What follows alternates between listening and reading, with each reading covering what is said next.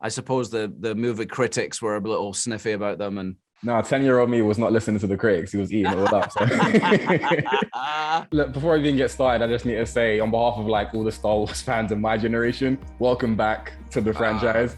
Dude, like I grew up, like you're my generation of Star Wars. So I'm like, I do a lot of interviews, but I'm like super giddy about this one. Oh man, I really appreciate that. Thank you. I'm only in the last, few years sort of aware of the generation who we made those films for, like the love that there is for the prequels, because at the time it didn't feel like that. When they came out, they were sort of, I suppose the movie critics were a little sniffy about them, and so it's really nice now to feel that sort of warmth for them. It's great. It means a lot to us. No, 10-year-old me was not listening to the critics. He was eating it all up. So. Tell me about it. What's it been like getting back into the role? It's been amazing. What a thrill to get to come back after all this time. It's just been so cool. Yeah, has it felt different than before? Certainly it's different, different for me because I'm at a different place in my life. Different people telling these stories. But of course there's a lot of familiar ground too, Getting to work with Ewan again was just, so much fun. And just stepping back into this character, there was a lot of familiarity there. This is a character that I know pretty well. Yeah, I mean, it is different. I'm that bit older. I'm at that bit sort of closer in age to Alec Guinness, and who created the Obi-Wan Kenobi in the first place. So I feel that it's, and also story-wise, it's 10 years after the end of Episode 3. Obi-Wan Kenobi is closer to Alec Guinness's Obi-Wan Kenobi, I guess, because he's more of a solitary figure. He's in hiding. Vader's sent out these inquisitors to try and track down the last living Jedis to destroy them. Everything about it felt different and felt good. The technology's different now. We'd spent a lot of time in Episode 2 and 3 on blue screen and green screen sets, which are difficult. It's difficult to keep that sort of alive after 3 months of it. It's like it has your head in. But here we had this amazing LCD dome that surrounds the set, and the backgrounds are played onto that screen, so you're actually in the environment. It feels like you're there. If you're wherever, they can create worlds that you couldn't possibly build a set for, and it's all around you. It's really amazing. It feels really good. They film a lot of this stuff in these digital volumes where the environment is displayed for you 360 degrees, so you step into it and you're in Star Wars, and it's an experience, and it helps a lot too. Just being able to see what's going on around you. I really loved it. I was really excited actually to get to do stagecraft for this. I really love the technology. I'm a tech nerd too. So, and when we had done first season of Mandalorian, that was the first time, and it was very sort of emerging. So by the time we got to do Kenobi, the technology had already advanced, and so we could do things on Kenobi that we couldn't do on Mandalorian. So it was really exciting, and it was also really exciting to develop material knowing that you were going to shoot it in the volume, because you could be thinking already about, how am I going to stage this? How is this going to shoot? Will it suit the volume? That being said, with all of that technology, like, are you still, when you're doing the lightsaber stuff, are you still making the sound effects with each? Are you? I don't think I could help myself.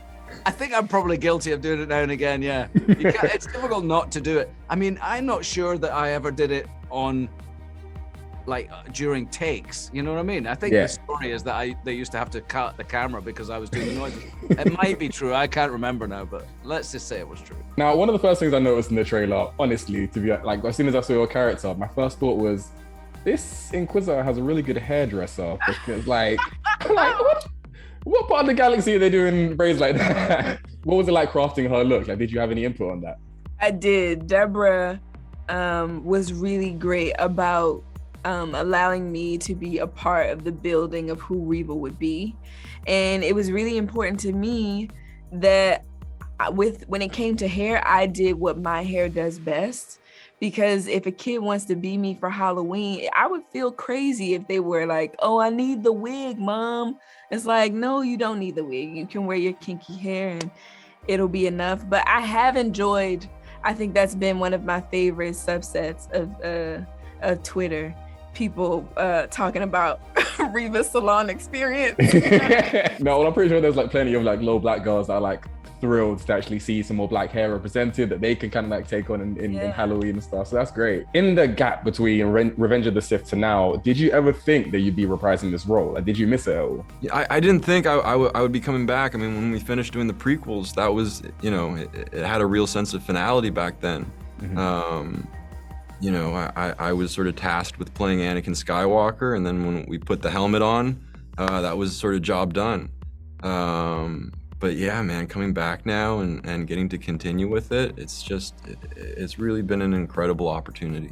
You know, I gave this character my all, and I was just very sort of thankful that I got to put the suit back on again. Anakin's back. Like, how do you approach this version of Anakin? Because like we've seen the build up to that point and we've seen the aftermath, but I feel like we're in Anakin's prime now, Darth Vader's prime, I should say. Yeah. No, it's a great, you know, sort of point in the timeline to explore. There's lots of meaty stuff there. You know, I don't want to give away anything, but it's been sort of 10 years of you know, Vader sort of imprisoned in his new life, and how all of that has affected his you know, mental state. There's great stuff there, and there's a lot of good character exploration. How would you describe Reva as a character? She's bad, you know, and she's passionate, and I think she's like driven by her heart, and, you know, doesn't take no for an answer. She'll do what she has to do every time.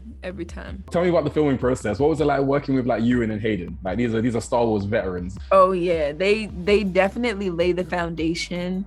You know, they know what it's like. They've been doing it for almost 20 years now, and they're just so gracious in the way that they move through the world, and people are so excited to see them all the time. And every time they show up for these people that they know love them, and they lead by example. For sure. Or were you anxious going into it? Because it's a big franchise. Well, so I didn't grow up being a super huge Star Wars fan. So at the beginning, for me, it was demystified. I didn't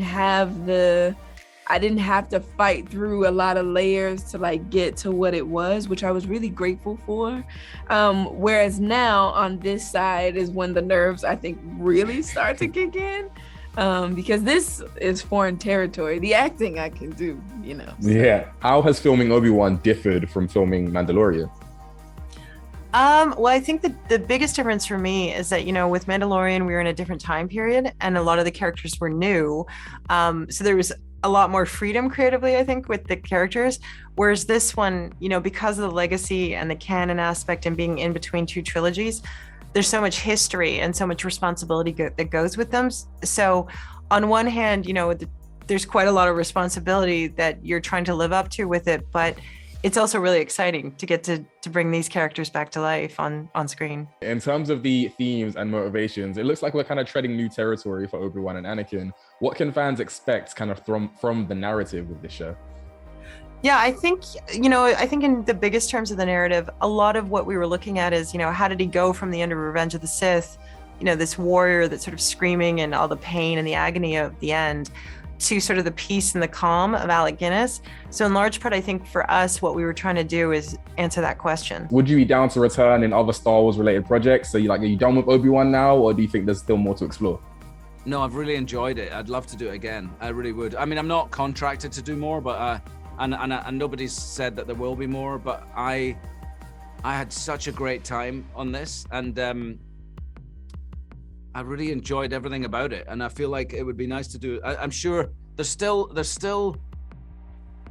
some years left before I'm as old as Alec Guinness was when he did the first film, so we could squeeze in a few more series, maybe. Yeah, a few more stories anyway. Who knows? You never know. Yeah, right up until that point of A New Hope, I feel like. Yes.